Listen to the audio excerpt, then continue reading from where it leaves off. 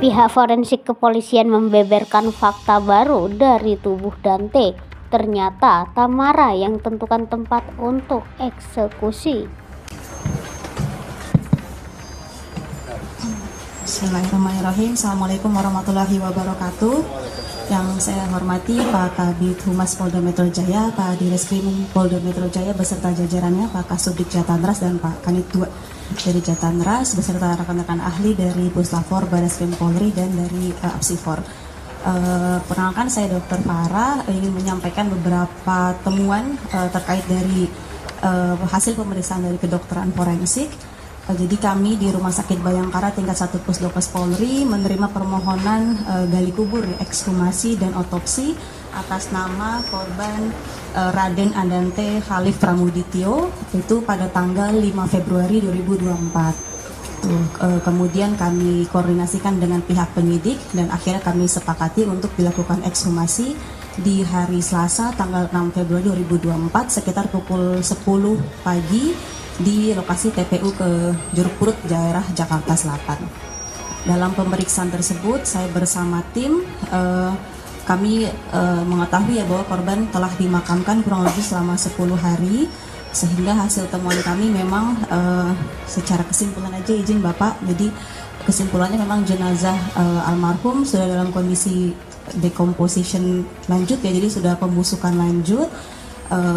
Di mana beberapa kulit di daerah wajahnya, kemudian leher, dada itu tampak sudah menghilang sebagian karena proses pembusukan. Kemudian pada kulit di daerah lain tidak kami temukan ada tanda-tanda kekerasan. Kemudian pada tulang belulang dari korban almarhum juga tidak kami temukan adanya patah maupun retak ataupun hal-hal sifatnya perdarahan atau resapan darah, tidak ada.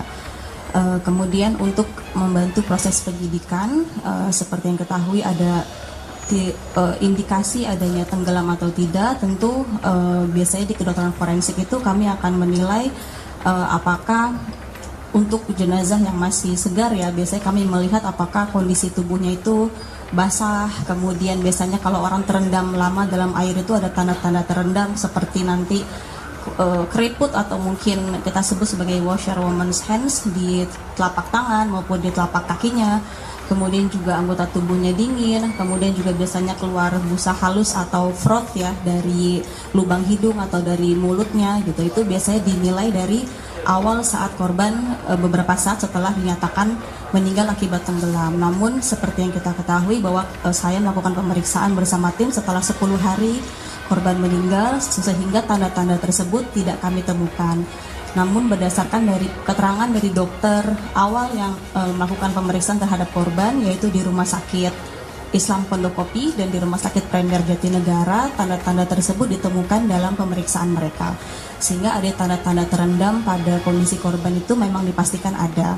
Selanjutnya untuk pemastian adanya tenggelam atau tidak, di bidang kedokteran forensik kami harus melakukan pemeriksaan menyeluruh terhadap semua organ tubuhnya sehingga kami lakukan otopsi tersebut. Pada otopsi memang karena kondisi sudah membusuk lanjut sehingga organ-organ tubuhnya sebagiannya sudah mulai membusuk, melunak, terutama kedua parunya sudah mencair, yaitu kami asumsikan mungkin karena kebanyakan air yang masuk karena ini di kolam renang ya gitu, sehingga parunya itu mencair sehingga tidak kami temukan lagi jejak-jejak organ parunya. Kemudian juga untuk pemastian tenggelamnya kami harus mengambil organ dari sumsum tulang, yaitu jadi tulang pahanya kami ambil untuk dilakukan pemeriksaan destruksi asam atau nanti kita periksa adanya tumbuhan air di dalam sumsum tulang tersebut gitu. Mengapa harus diambil? Karena memang di setiap air menggenang, baik itu air tawar maupun air asin, pasti akan ada tumbuhan airnya, yaitu berupa ganggang ataupun diatom. Jadi fokus kami pada saat ekshumasi itu pun itu yang kami cari, karena kalau untuk mencari adanya air dalam lambung atau usus atau mungkin parunya ngembang itu agak susah mengingat kondisi korban sudah 10 hari dimakamkan. Sehingga pada saat malam itu juga kami langsung ke Puslapor, Barreskrim Polri di Sentul, kami melakukan pemeriksaan destruksi asam dan di sumsum tulangnya dan di organ hatinya kami temukan adanya tumbuhan air berupa ganggang. Dengan demikian keterangan dari penyidik bahwa saat pemeriksaan pertama di Rumah Sakit Pondokopi dan Premier Jatinegara ada tanda-tanda terendam berupa badannya basah semuanya, kemudian tangannya keriput, ditambah ada tanda-tanda kekurangan oksigen berupa bibirnya itu kami sebut cyanosis ya atau keunguan. Kemudian kuku-kuku dari korban juga semuanya ungu, itu menunjukkan bahwa korban memang kekurangan oksigen berat. Itu kemudian hasil pemeriksaan otopsinya juga didukung kami temukan ya tumbuhan air dalam sumsum tulang dan organ hatinya. Sementara kami menyimpulkan bahwa kondisi korban sesuai dengan korban meninggal akibat tenggelam atau masuknya air ke dalam saluran pernafasan. Mungkin dari itu hasil pemeriksaan kedokteran forensik ditambah tadi diperkuat dengan puslapor dari Tokling bahwa memang tidak ditemukan adanya bahan-bahan atau senyawa yang bersifat racun yang dapat kita asumsikan menjadi sebab kematian korban, sehingga urutan pertama itu sesuai kondisi meninggal akibat tenggelam itu yang kami pikirkan di bidang kedokteran forensik. Sekian dari saya kembalikan ke Pak Kabid Humas. Terima kasih. Assalamualaikum warahmatullahi wabarakatuh. Baik, terima kasih Bu Dr. Farah. Selanjutnya berkenan Pak Nathanael Sumampau dari Ketua Umum Asosiasi Psikologi Forensik, rekan-rekan. Silakan Pak Nathanael. Baik, terima kasih.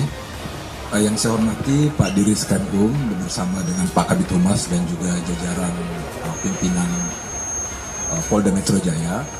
Jadi perlu kami sampaikan bahwa Apsifor ini kami adalah pihak independen. Apsifor Asosiasi Psikologi Forensik Himpunan Psikologi Indonesia adalah organisasi profesi dan keilmuan yang menerapkan psikologi dalam bidang hukum. Anggota kami adalah akademisi, peneliti, dan psikolog yang memang bekerja di lapangan.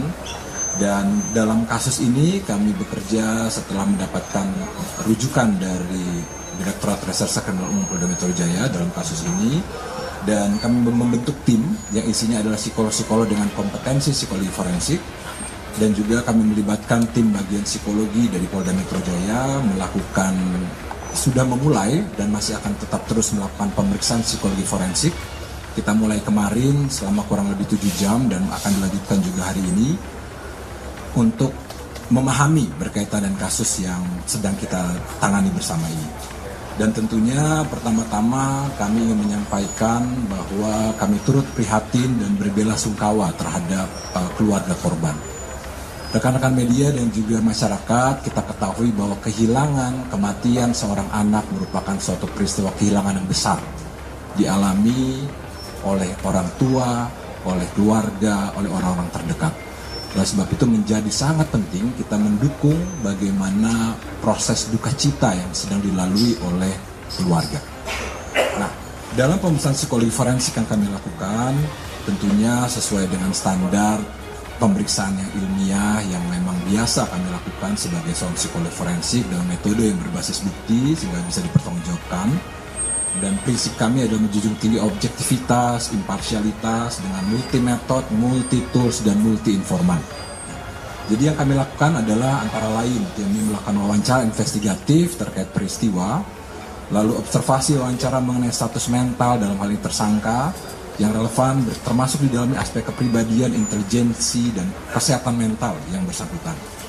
Dan juga kami mengadministrasikan tes psikologis yang relevan dan juga analisis data kolateral antara lain BAP, percakapan di sosial media, CCTV, dan lain-lainnya untuk kemudian kita mendapatkan profil psikologis dari yang bersangkutan sampai sejauh mana yang bersangkutan memiliki kerentanan untuk kemudian melakukan suatu tindakan kekerasan dalam hal ini.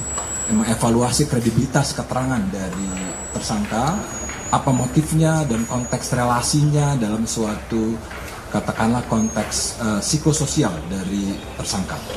Nah, jadi artinya kalau kita lihat di sini memang pemeriksaan psikologi forensik bisa dikatakan panjang karena banyak pihak yang harus kita temui, kita periksa, berbagai metode kita lakukan, dan sehingga saat ini kami belum dapat menyampaikan suatu kesimpulan yang utuh, lengkap, dan memadai mengenai kasus ini. Ya. Namun hal yang bisa kami sampaikan adalah bahwa selama pemeriksaan psikologi forensik tersangka cukup kooperatif, yang pertama, dan kedua tersangka memiliki status mental yang relatif memadai. Dia datang dengan kesadaran penuh, dapat memahami pertanyaan diberikan dan menyampaikan informasi terkait peristiwa yang terjadi, termasuk juga tidak ditemukan ada indikator gangguan jiwa yang berat, tidak ditemukan ada indikator gangguan memori, sehingga dengan indikator tersebut secara umum tersangka ini memiliki kompetensi